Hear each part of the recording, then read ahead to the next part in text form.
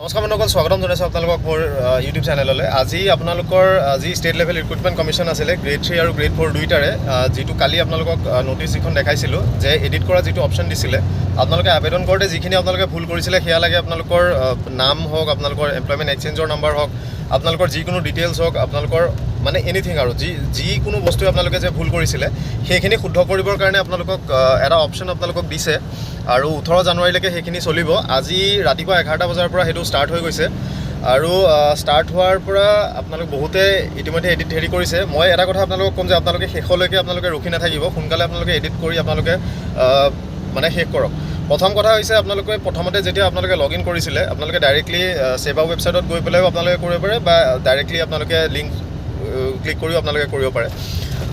কথা হৈছে আপোনালোকৰ গ্ৰেড 3 হওক গ্ৰেড 4 হওক, আপোনালোকে যেতিয়া লগ ইন কৰিছিলে, লগ ইন কৰাৰ পিছত আপোনালোকৰ এপ্লিকেশ্যন নাম্বাৰ আৰু যি আপোনালোকৰ ডিটেইলছ থাকে পাছৱৰ্ড আপোনালোকে দি আপোনালোকে লগ ইন কৰিলে, তাত আপোনালোকৰ প্ৰফাইল তাৰপিছত তেনেকৈ আপোনালোকৰ 3টা অপশ্যন আহিছিলে, কিন্তু তাতে আৰু এটা অপশ্যন এতিয়া বৰ্তমান সোমোৱাই দিয়া হৈছে। তাত আপোনালোকে যেতিয়াই লগ ইন কৰিব এডিট প্ৰফাইল বুলি এটা আপোনালোকে তাতে অপশ্যন পাব। এডিট প্ৰফাইল ক্লিক কৰাৰ লগে লগে আপোনাৰ অ'টিপি পেজ এটা আহিব। তাতে আপোনালোকে গেট অ'টিপি কৰি পেলাই যিটো আপোনালোকৰ ৰেজিষ্টাৰ্ড নাম্বাৰ আছিলে সেই নাম্বাৰটোত আপোনালোকৰ এটা অ'টিপি যাব। সেই অ'টিপিটো যেতিয়া আপোনালোকে ভৰাব, অ'টিপিটো ভৰোৱাৰ পিছতে আপোনালোকে গোটেই ডিটেইলছখিনি আপোনালোকে ফিল কৰিব পাৰিব, যিখিনি কাৰেক্ট কৰিব লাগে।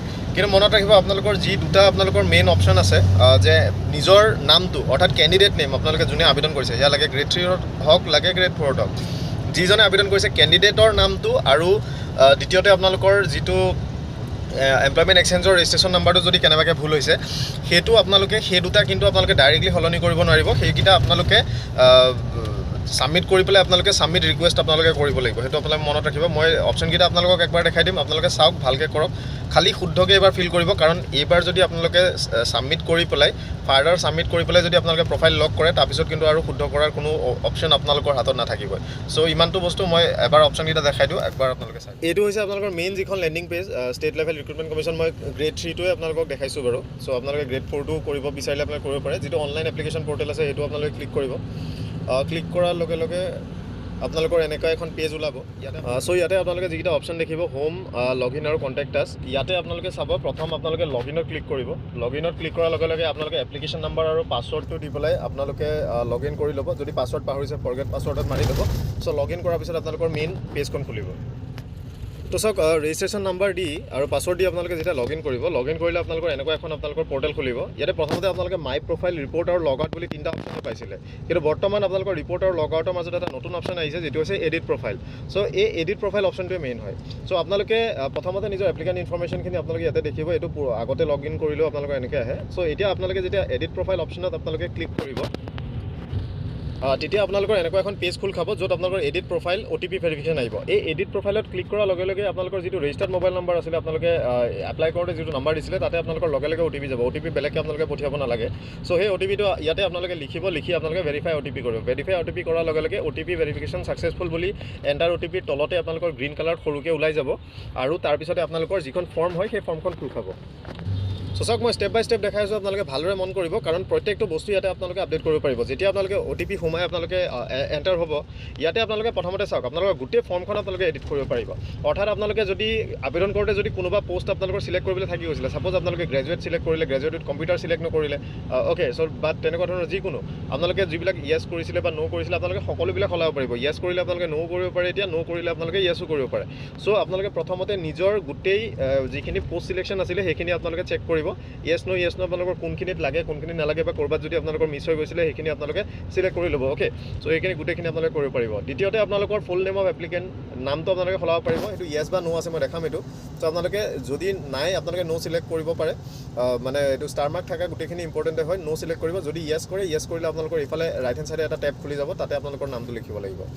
ফাদাৰ্ছ নেম, তাৰপিছত মাদাৰ নেম, এইকেইটা থাকিলে ডেট অফ বাৰ্থ, তাৰপিছত জেণ্ডাৰ, ৰেজিষ্ট্ৰেশ্যন নাম্বাৰটো চাওক। ৰেজিষ্ট্ৰেশ্যন নাম্বাৰটো আপোনালোকৰ বহুতৰ ভুল হৈছিলে, সেইটো আপোনালোকে যদি সলাব বিচাৰে আপোনালোকে য়েছত ক্লিক কৰিলে ৰাইট হেণ্ড চাইডত এটা টেব খুলিব য'ত আপোনালোকে কাৰেক্ট এমপ্লয়মেণ্ট এক্সচেঞ্জৰ নাম্বাৰটো ভৰাই দিব পাৰে।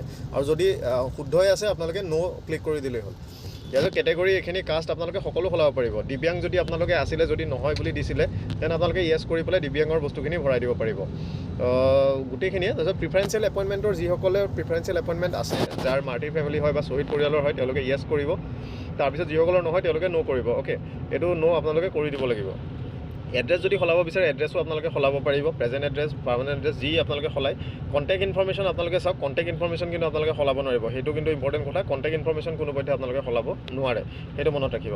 তাৰপিছত ডিষ্ট্ৰিক্ট আপোনালোকে যদি প্ৰিফাৰ কৰিছিলে প্ৰিফাৰেঞ্চ আপোনালোকে ডিষ্ট্ৰিক্ট সলাব পাৰিব। কোৱালিফিকেশ্যন ডিটেইলছখিনি আপোনালোকে যদি কিবা দিছিলে কোৱালিফিকেশ্যন ডিটেইলছ সকলোখিনি আপোনালোকে সলাব পাৰিব। টোটেল মাৰ্ক আপোনালোকে যি পাইছিলে ভুল যদি হৈছে সেইটো দিব পাৰে, বা কিবা যদি ডকুমেণ্টছ আপোনালোকৰ ভুল হৈছিলে, বা কিবা কোৰ্চ চিলেকশ্যন যদি ভুল হৈছিলে, কম্পিউটাৰ হওক আপোনালোকৰ গ্ৰেজুৱেশ্যন হওক, হায়াৰ ছেকেণ্ডেৰী, মেট্ৰিক যিকোনো আপোনালোকে সেইখিনি সলাব পাৰিব।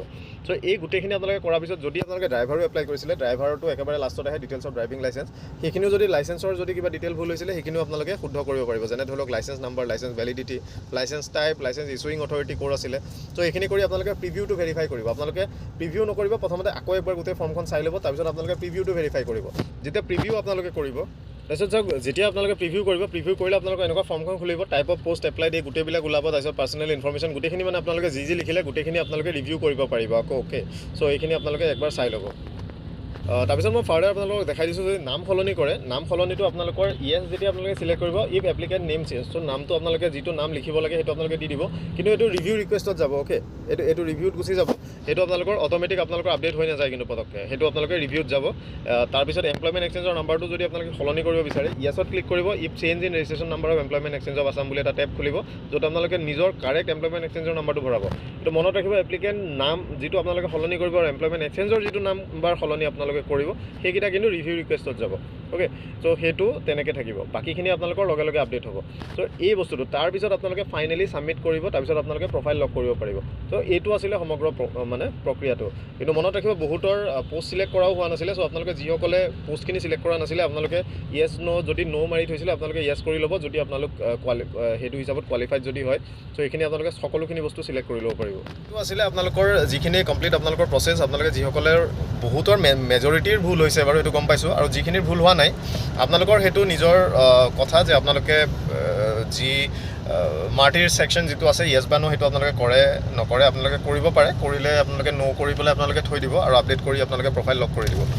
বাকী অন্যান্য ডিটেইলছখিনি আপোনালোকে গোটেইখিনি শুদ্ধকৈ ফিল কৰিব, আৰু ৰিগাৰ্ডিং আপোনালোকৰ নাম আৰু এমপ্লয়মেণ্ট এক্সচেঞ্জৰ নাম্বাৰ সেইটোতো আপোনালোকে ছাবমিট কৰি ছাবমিট ৰিকুৱেষ্টত আপোনালোকে মাৰিব লাগিব। চ' ইমানখিনি প্ৰচেছ আছিলে, সোনকালে আপোনালোকে শেষ কৰক, লাষ্টলৈকে এবাৰ ৰখি নাথাকিব।